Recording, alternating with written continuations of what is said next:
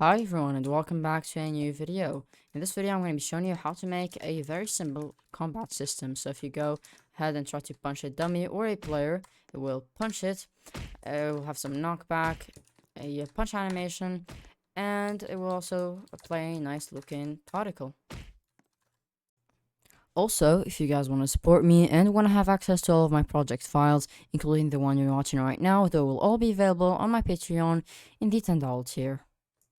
Okay, so the first thing we need to do is create a fighting animation. So what we're gonna do is go to the avatar tab in here and click rig builder, and then I'm going to spawn an R6 rig, and I'm going to choose a block avatar. This should spawn in this. Also, if you have an R15 game, you can do the same thing, but this time choose R15 and then block rig. Then you can animate your R15 rig.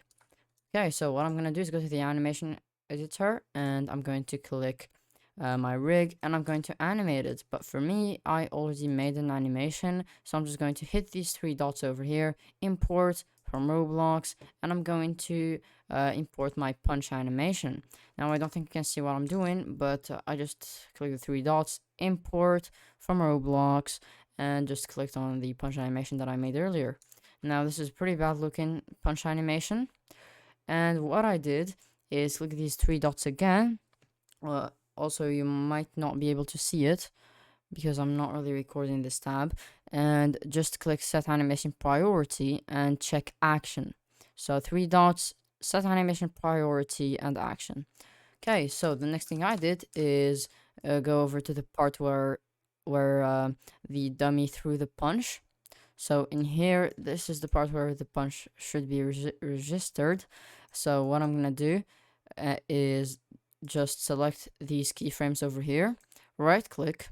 Again, you might not see what I'm doing, but right click, rename keyframe, rename keyframe, sorry, and then just rename it to damage. Or anything that you want, but for me it's going to be damage. Save. Okay, so now you can go ahead and publish your animation. Three dots again, publish to Roblox, and just publish it to Roblox, and then copy the ID. I'm going to show you this process right here. So I'm just going to okay, so hopefully you can see what I'm doing right now. But what I did is just click the three dots and just publish it as something. And once you publish it, it will give you the ID, and just copy that ID. Okay, now we're gonna go on to the scripting. Alright, so what I'm gonna do is first of all detect when the player presses a key. So I'm going to go to start player, and I'm going to go to start player script, and I'm going to add a local script, and I'm going to call it attack client, or maybe combat client. And then what I'm gonna do is local UIS is equal to game get service user input service, and this is pretty much a service that we can use to detect input and do a lot more stuff with input. So what I'm gonna do now is UIS.input began connect function, and that's going to take the input and game processed event. And what I'm gonna do is just check if input.keycode equals enum.keycode dot, and just choose whatever key you want. For me it's going to be E, it could be X, it could be whatever you want, and game processed event, then print collect E. Okay, so I'm going to play the game, view the output, click E, and nothing works, and that's because I need to change this to end not game processed event. Now if I play the game, this will 100% work. And as you can see, it says clicked E whenever I click E. Okay, so what we need to do now is fire a remote event that I'm going to add right now. Add a remote event to replicate storage and rename it to attack, or maybe punch. And what I'm going to do is game.replicate storage, colon for child, punch, colon fire server, and that's pretty much all we need to do. Now what I'm gonna do is add a script to server script service, and it's going to be called, so just add a script, and it's going to be called punch server. And what I'm gonna do in here is get replicated storage. So local replicated storage equals game colon get service replicated storage. Okay, now we need a function for detecting for hitting a player or a dummy. So hit, and that's going to take a character and a damage parameter. Okay, so now we need another function, and it's going to be called punch, and it's going to take the player who threw the punch. Now what I'm going to do is replicate storage dot remote dot punch dot on server event colon connect punch. Okay, that's all we need to do. Now what I'm going to do in the punch event right here, actually before I do that, I'm going to add a folder to the workspace, and I'm going to rename it to dummies. And I'm going to drag my rig inside of the dummies folder. Also, set the primary part of your dummy to the humanoid root part. The reason why I'm doing this is if you want to have training dummies to hit, so that you don't have to start a 2-player server to test your game. So I'm just going to add in these dummies, and that's pretty much all I'm going to have to do. Okay, so what I'm going to do in here is... Okay, so we need to get the character of the player, so local character. Character equals game equals player dot character, or player dot character added colon wait. Okay, so now we're gonna check if character character equals nil, then return and. Then we're gonna check if character if not character find first child humanoid, then return and. I'll explain what this does. So if character dot humanoid dot health equals 0, then return end. So what this does is just, so if there is no character, then we're just going to stop the function. If there is no humanoid inside of the character, then we're going to stop the function. If the humanoid's health is equal to 0, so if the player is dead, then just stop the function. Okay, now what we're going to do is add a variable in here, and it's going to be a table. So local debounce, local punch debounces equals an empty table. And what I'm going to do is check if punch debounces player, then return end. Okay, so that should be it. Now what we need to do is just okay, so we need to play in the animation that we made, but before we do that, punch debounces square brackets player equals true. Okay, now what we need to do is just add a an animation inside of this script, and I'm going to call it punch. And I'm going to set the animation ID to the ID that you copied earlier. So just go to, just paste in your ID. I'm going to get it from here. Okay, so I got my ID. Now what I'm going to do is load the animation. So local loaded, or maybe local punch animation equals character dot humanoid load animation, and that's going to take script.punch, and I'm sorry about this, it should be character.humanoid.animator, because humanoid load animation is deprecated. Okay, so punch animation play. Now what we're gonna do is punch animation dot keyframe reached, so keyframe reached connect function, and that's going to take the keyframe name.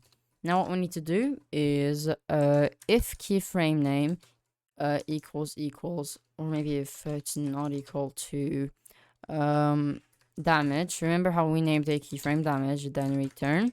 And if it is equal to damage, then what we're gonna do is loop through all of the players in the game. So for underscore PLR, okay, so I'm going to get the players service, so local players equals game get service players. So for underscore PLR in players get players do, what we're gonna do is local car for character. So local car is equal to PLR dot character. Now the reason why we didn't set this to player or character is because we already have a character variable and a player variable up here, and that's why.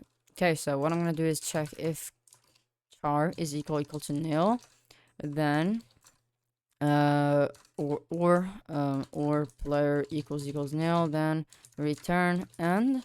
And what I'm gonna do now is check if the character is close enough. So if I'm sorry about this, or PLR equals player. So if the player is equal to the player that's actually punching. Now what we need to do is brackets if char dot primary part dot position minus character, this time character dot primary part dot position dot magnitude. So dot magnitude is less than, and what I'm going to do up here is have a variable called punch distance, and I'm going to set that to 4 studs. So punch distance, then actually this should be less or equal. Then what we're gonna do is break this loop, but before we break the loop, coroutine dot wrap, and that's going to take the hit function, and that's also going to take the player, or actually no, it's going to take the character, but it's going to be char, not character. Okay, so coroutine dot wrap just basically plays the code immediately. So if I just have it as dot wait 100 seconds and just print yes in here. If I don't use coroutine.wrap and just call the function, it's going to call it, wait 100 seconds before it runs anything else after this, and then print yes, and then go on to what's after this code blocks. And we don't want that to happen, so we are just wrapping it in a coroutine.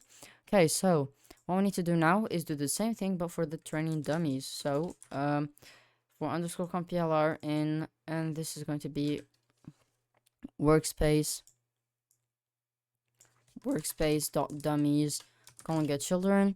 And what I'm gonna do now is change this to dummy, and then just get rid of this and this, and then change this to that, and yeah, that should be it. Now what I'm gonna do is after this event, task.spawn function and task.wait 2 seconds. Now this is going to be the debounce, so I'm gonna have it in here. So go punch debounce duration is equal to 2 seconds, or maybe 1.2 seconds. Task.wait punch debounce duration, and what we're gonna do is check if punch debounces player, then punch debounces player equals false, or equals nil, sorry. And what I'm gonna do now is code the hit function. So what I'm gonna do in here is just, okay, so we need to create a particle. So I'm going to just select a rig, and I'm going to add a particle to it, to the humanoid root part. So particle, and make sure that all of the rigs have a primary part set to the humanoid root part, or else this will not work. Now what I'm gonna do is just select the particle emitter, and I'm going to set the enabled property to false, lifetime to something like, okay, let me double check what the lifetime should be, because I already made this before. Okay, so the lifetime should be 0.4 seconds, and then we need to change the spread angle to minus 360, 360. Now we need to change the speed to something like 17, and the 17, sorry, and the rotation angle, the rotation should be minus 360 to 360. And now what I need to do is just change the actually that's all I need to do. I need to just change the light emission to 1, and size, I'm going to click these 3 dots over here. I'm going to show you what I'm doing. Okay, you should see my whole screen now, and what I'm doing is just click the size 3 buttons over there. So just this, and just change the size from 0.8 or maybe 0.2. I'm gonna see how that looks. By the way, if you don't have this plugin, I'm going to leave a link to it in the description. Make sure to download it. It's not really that important, but just if you would just follow the steps that I'm doing, you don't need to install the plugin. Okay, so I think this should be good enough. Now what I'm gonna do is go down here and set the drag to 5. Let me double check what the drag was on this. So drag was 5, yes, and locked to part. Make sure that that's checked. I'm going to change this to 30, and I'm going to emit this, and yep, that's perfect. That looks like a very, very clean looking particle. Now what I'm gonna do is just get this particle emitter and just put it inside of the punch server script. And I'm going to rename it to punch particle. Now I'm going to go back into recording just the Roblox Studio tab. Okay, I'm back, and what I'm gonna do now is just enter the punch server script, and what I'm gonna do is character.humanoid can't take damage, and just set that to damage, and then we're gonna create a vector force to push the character back.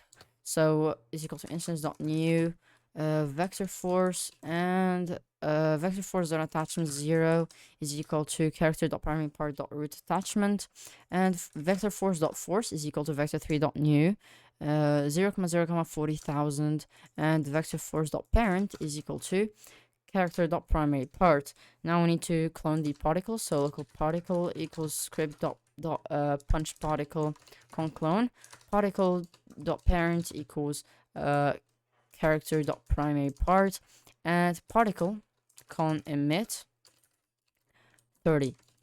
Okay, now what we need to do is task.wait 0.03 seconds. I know that's a very small wait, but that's what I found to be best for a force of 40,000. And what we're gonna do is if VF is still there, so if VF.parent is not equal to nil, then VF can't destroy, vector force can't destroy. And now what we need to do is task.wait 1 second for the particle to fully finish playing. And if particle.parent is not equal to nil, then particle can't destroy. Okay, now we're gonna play the game and see how this looks.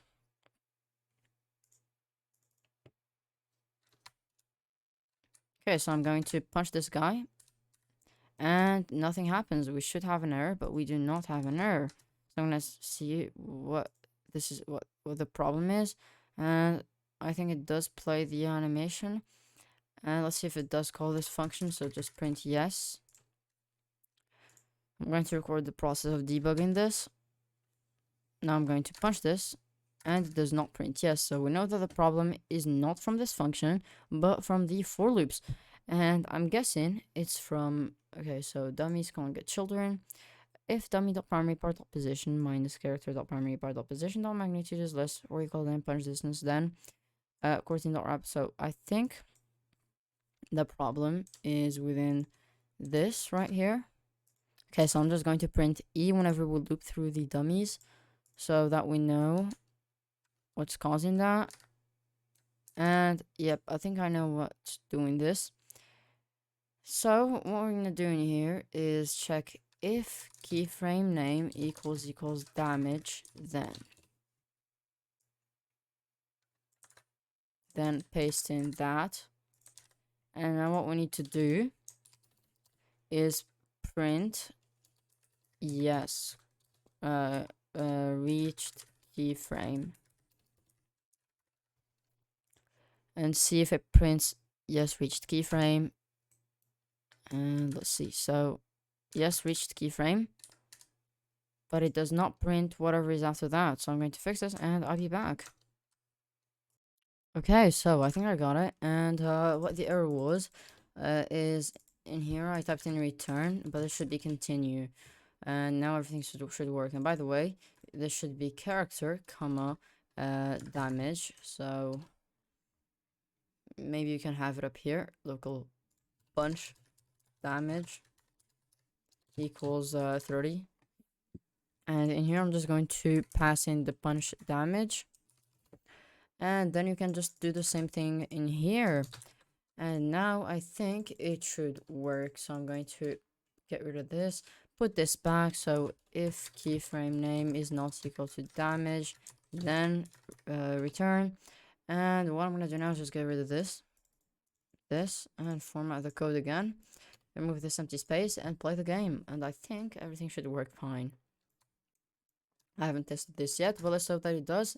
And yeah, as you can see, it punches the guy, but the distance is a little too big, so I'm going to put it back to 4. And I really like how this turned out. So let's try this again. I'm going to punch this guy.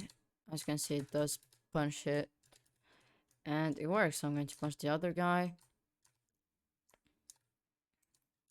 And yep, everything works. So what I'm gonna do now is just add a nice punching sound. Okay, so I found a nice sounding punching sound, and I inserted it, and I renamed it to punch sound and put it inside of the punch server script. And what I did to do that is just look for punch in the toolbox and just press insert, and it should do that. So also I set the roll off max distance to 30 and the roll off minimum distance to 40. And now what I'm gonna do is in the hit function in here, what I'm gonna do is local punch sound equals script.punch sound clone, and punch sound dot parent equals equals player dot character is equal to character dot primary part. Okay, so I'm just going to do this and get rid of that, and I'm going to in here I'm going to do punch sound colon destroy. Okay, so if you play now, let's see if this is gonna work. I'm going to put on my headphones, make sure that the volume is up a bit, and I'm going to try to punch a dummy.